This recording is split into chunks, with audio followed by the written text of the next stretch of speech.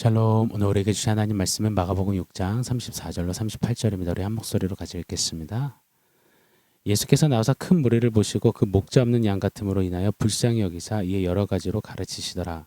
때가 저물어 가매 제자들이 예수께 나와 여짜오되 이곳은 빈들이요 날도 저물어 가니 무리를 보내어 두루 촌과 마을로 가서 무엇을 사 먹게 하옵소서. 대답하여 이르시되 너희가 먹을 것을 주라 하시니 여짜오되 우리가 가서 200데나리온의 떡을 사다 먹이리이까. 이르시되 너희에게 떡 몇 개가 있는지 가서 보라 하시니 알아보고 이르되 떡 5개와 물고기 2마리가 있더이다 하거늘. 아멘. 우리는 어제 오병이어 기적 표적 사건의 프리뷰, 이 미리 보기를 했습니다. 오병이어 이 기적 표적은 단지 사람들의 눈을 좋게 하고 배불려주고 기분을 짜릿하게 해주고 마음 설레게 해주는 그런 기적 정도가 아니었습니다. 오병이어는 유월절 어린 양이시여 생명의 떡이신 예수님을 정확히 증거하고 가리키고 있는 표적이었습니다. 태초부터 신구약 내내 계시하신 유일무이한 구원이신 예수, 죄인을 향한 하나님의 열심인 바로 예수, 그 예수가 찢기어 죽어진 어린 양처럼 찢기어 쪼개진 떡처럼 그렇게 우리에게 생명을 주심을 예표하고 증거해주는 기가 막힌 사건이 바로 오병이어입니다.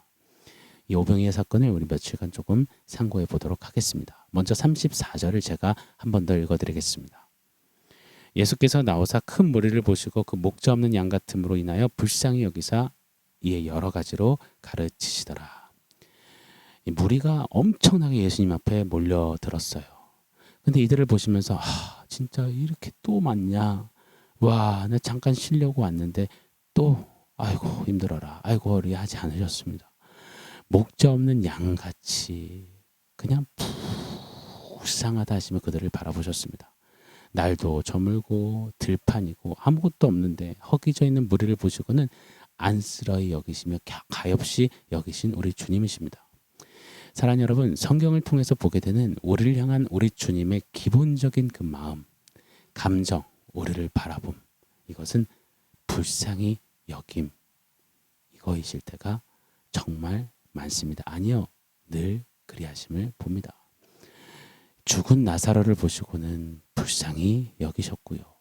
기먹고 말이 어눌한 병자, 또 귀신 들린 자들, 아파하는 자들, 괴로워하는 자들을 불쌍히 여기셨고요. 구약에서도 창녀 고멜과 같은 이스라엘, 당신의 아내라 부르신 그 백성들을 보시며 정말 진짜 내쳐도 모자른데 주님이 이렇게 말씀하시잖아요. 내 속에서 긍휼이 부릴 듯 하는구나. 내가 저들을 불쌍히 여긴다 하셨습니다. 누가복음 15장의 탕자, 그 탕자가 다 탕진해서 돌아오니 아직 상거가 먼데 아버지는 버선발로 뛰어달려가 그 돌아온 아들을 부둥켜 안고 엉엉엉 웁니다. 그때 불쌍히 여겼다라고 기록하지요. 사랑하는 여러분, 우리를 향한 주님의 진짜 늘 변함없는 한결같은 마음은 불쌍히 여기심, 이것을 놓치지 않기를 원합니다.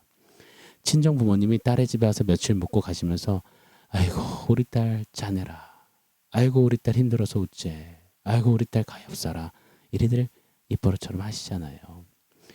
하물며요, 육신의 부모도 자식을 향해 그런 마음을 갖고 있다면 우리 하나님은 어찌하시겠습니까? 에베소서 2장에 보면 허물과 죄로 죽었다, 우리는 그렇게 마침표가 찍혔다, 쾅쾅쾅 끝났습니다. 그런데 그런 우리를 그러나 긍휼의 풍성하신 하나님이 살리셨도다 선포합니다. 여러분, 할렐루야 아닙니까? 우리가 어떻게 사냐고요? 어떻게 이 자리에 서 있냐고요? 바로 긍휼의 풍성하신 하나님의 불쌍히 여기심이 우리를 오늘 있게 하셨습니다. 오늘까지 이끄셨습니다. 앞으로도 영원토록 이끄십니다. 믿으십니까? 사랑하는 여러분, 우리 하나님이 먼저 우리와의 관계에서 계산하시지 않으셨어요. 산술하지 않으셨어요. 우리의 죄악, 또 목이 고된 교만과 패역함, 하나님 노릇하려던 그 죄된 근성과 습성들, 하나님께 남발한 공수표들, 형편없는 행위와 선택들, 결과들, 진짜 수두룩 빽빽하잖아요. 정말 우리는 최악일 때가 많잖아요. 아니, 최악이잖아요. 저와 여러분이 말입니다. 그런데 그때 하나님께서 만약 니네 정말 너무하다, 니네 정말 답이 없다 하시며 이에는 이, 눈에는 눈, 이런 식으로 이 산술하셨다면요, 개수하셨다면요, 이 딱 표 꺼내셔서 하나하나 세알이셨다면요. 오늘 존재할 사람은 우리 중 아무도 없을 겁니다. 눈, 귀, 입, 코, 팔, 다리 나만 할 게 없었을 것입니다. 오늘도 우리가 존재하고 살아 숨쉬고 기능함은 여러분 잊지 마시자고요. 바로 우리를 불쌍히 여겨주시는 하나님의 그 긍휼, 불쌍히 여기심 때문이라 믿습니다. 우리를 향해 계산하지 않고 불쌍히 여겨주신 주님의 은혜가 너무나 놀랍습니다. 그러니 사랑하는 여러분, 오늘 한 날 또 계속되는 나날 우리를 불쌍히 보시고 긍휼로 안으신 하나님께 감사하며 그 불쌍히 여김을 입은 자답게 나를 지금도 불쌍히 여기시며 붙잡으시고 안으시는 그 하나님을 의뢰하며 힘있게 좀 살아가는 저와 여러분 되기를 원합니다.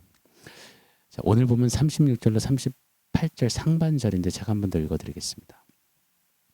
무리를 보내어 두루 촌과 마을로 가서 무엇을 사 먹게 하옵소서. 대답하여 이르시되 너희가 먹을 것을 주라 하시니 여짜되 우리가 가서 200데나리온의 떡을 사다 먹이리까. 이르시되 너희에게 떡 몇 개가 있는지 가서 보라 하시니 알아보고. 다른 복음서들의 기록과 함께 종합해 보면 제자들은 먹을 것이 있는지 수소문하려 돌아다녔던 모양입니다. 먹을 것 좀 있나요? 떡을 가지신 분이 좀 있나요? 좀 말 좀 해주세요. 아끼지 마시고 좀 한번 내놓아 보세요라고 이렇게 돌아다녔던 모양이에요.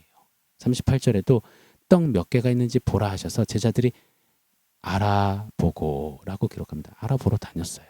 그렇게 알아보면서도 진짜 막 어이없다며 불평을 투덜투덜 하지 않았겠습니까? 그러다가 한 아이의 도시락을 발견한 제자가 아무 의미 없이 영혼 없이 예수님께 들고 선 겁니다. 38절 하반절에 보면 이르되 떡 5개와 물고기 2마리가 있더이다 하거늘. 떡과 물고기를 그냥 가져갔지만 아무 기대가 없어요. 왜냐하면 제자들은 이미 계산이 끝났거든요.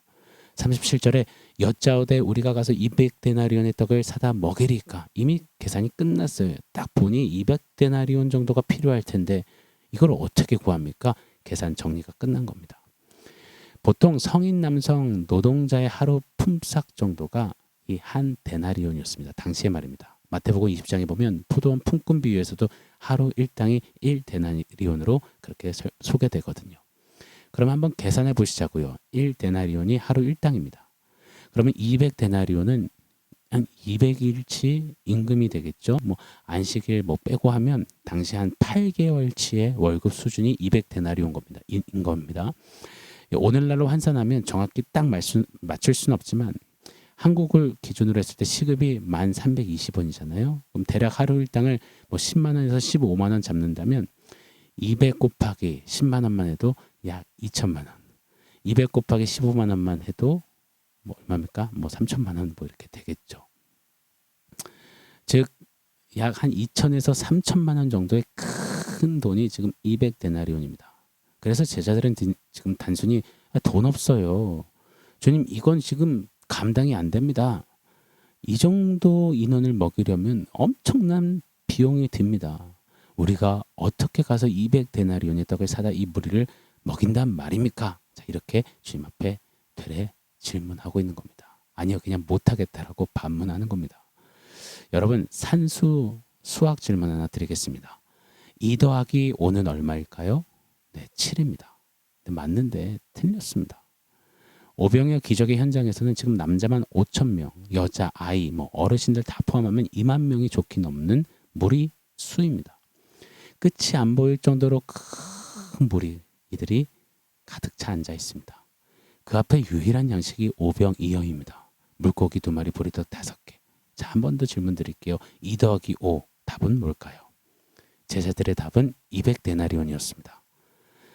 2천만 원, 3천만 원이었습니다. 제자들의 계산 답은 그냥 불가능이었습니다. 저와 여러분, 우리의 계산은 얼마인가요? 2 더하기 5는 7. 불가능. 200데나리온. 답 없음. 이런 것 아니겠습니까? 정답은요. 여러분 2만 명 이상 배불리 먹이고 12바구니가 남다. 이것이 정답입니다. 2 더하기 5는 2만 명 이상 배불리 먹고 12바구니가 남다. 사랑하는 여러분, 우리의 계산과는 전혀 다른 천국 셈법을 꼭 기억하는 우리기를 원합니다. 그러니요, 예수님 앞에서 천국의 왕 앞에서 우리 계산 좀 하지 마시자고요.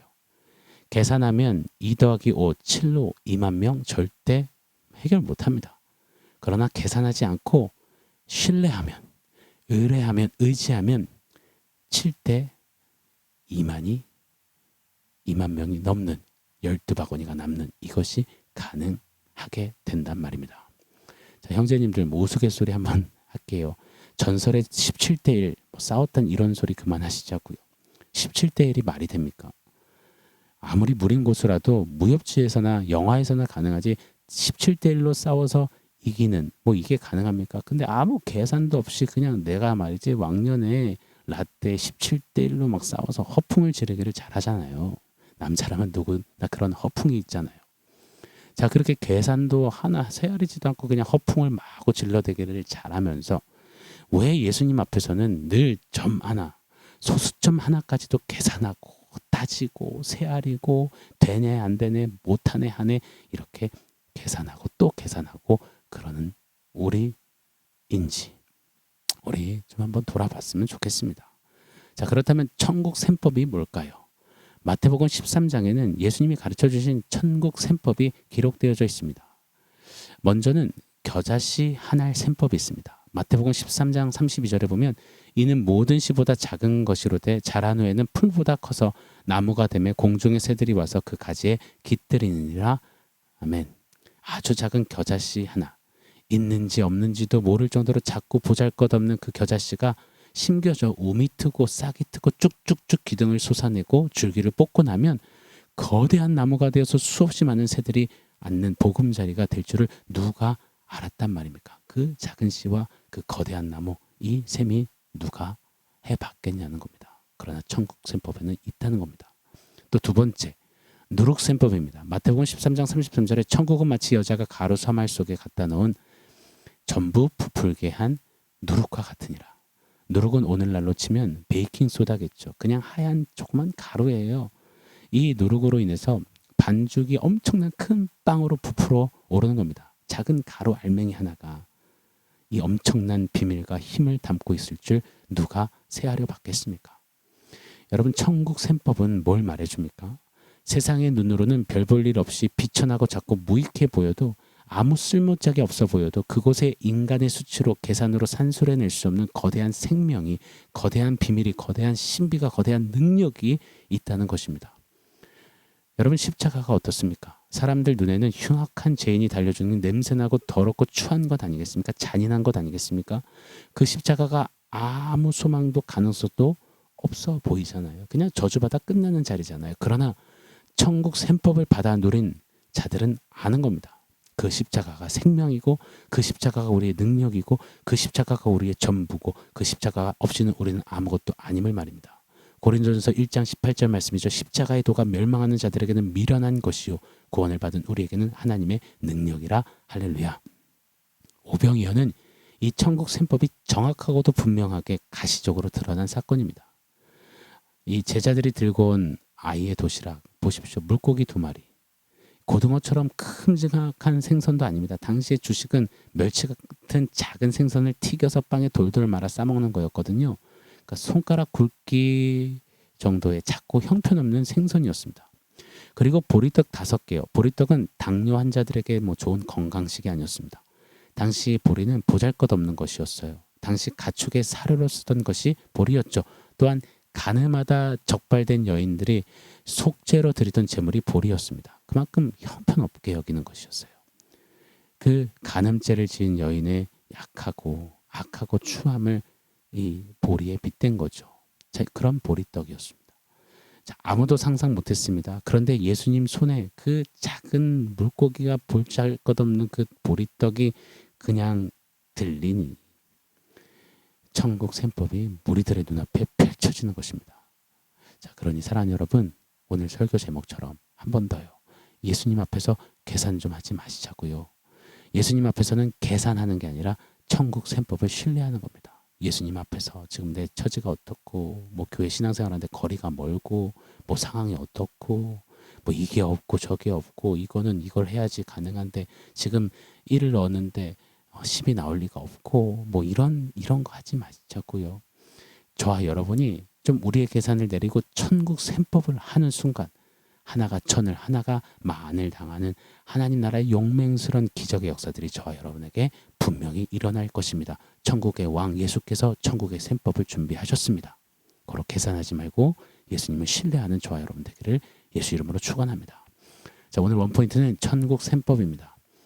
어제 저희 둘째 아들과 첫째 딸이 아들 이 둘째의 수학 숙제를 같이 풀더라고요. 동생이 아마 누나에게 물어본 모양입니다. 그런데 문제가 뭐 이런 거예요. 얼마짜리를 할인 얼마를 받아서 얼마로 주고 얼마큼을 팔았고 어쩌고 저쩌고 해서 조금 이렇게 꽈배기처럼 꼬아져 있는 문제였습니다. 자, 누나는 자존심이 걸렸으니 어떻게든 풀어서 동생에게 짠 봤지 하고 보여주고 가르쳐주고 싶은데 생각보다 쉽지가 않아서 이 적잖게 당한 기색이 뭐 많이 보였습니다. 동생도 이참에 누나를 이겨먹을 기회가 생겼다. 막 파이팅을 내더라고요. 그 수학 문제 하나로 막 근 40분, 50분을 씨름하더라고요. 저는 딱 보니까 답을 그냥 알겠더라고요. 그래도 내비뒀습니다. 뭐 결과는 긴 싸움 끝에 누나가 맞추긴 했지만 40분, 50분 동안요 정말 오답 대잔치였습니다. 아무 숫자 대잔치, 난리법석이었습니다. 기상천외한 숫자들이 마구 나왔습니다. 진짜 재밌었습니다. 이게 우리 같더라고요. 예수님은 천국 셈법으로 이미 답을 알고 계시는데 그 앞에서 그냥 아무 답 대잔치로 계산하고 끌탕하고 서로 이겨먹겠다고 아기다툼하고 자존심 싸움하고 서로 키재기하고 도토리 싸움하고 염려, 근심, 의심, 걱정하는 우리인 때가 많더라고요. 사랑하는 여러분, 예수님 앞에서 계산 그만하시자고요. 예수님의 천국 셈법을 그 정답을 그냥 의뢰하고 딱 엎드려 아뢰시자고요. 그때 주님의 숫자가 우리에게 풀어질 것입니다. 그때 주님의 역사가 우리의 것이 될 것입니다. 그런 우리가 되기를 예수 이름으로 축원합니다. 아멘. 사랑하는 성도 여러분, 오늘 말씀과 원포인트 기억하면서 함께 기도하겠습니다.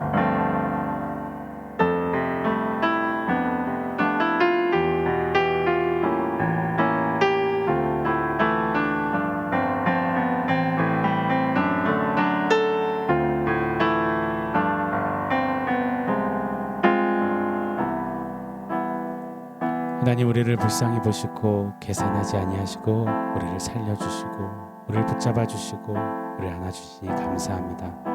우리를 향해 계산하지 않으신 하나님 앞에 계산 좀 내려놓고 주님이 준비하신 천국 셈법을 받아 누리는 우리 모두 되게 하여 주시옵소서. 예수님의 이름으로 기도합니다. 아멘.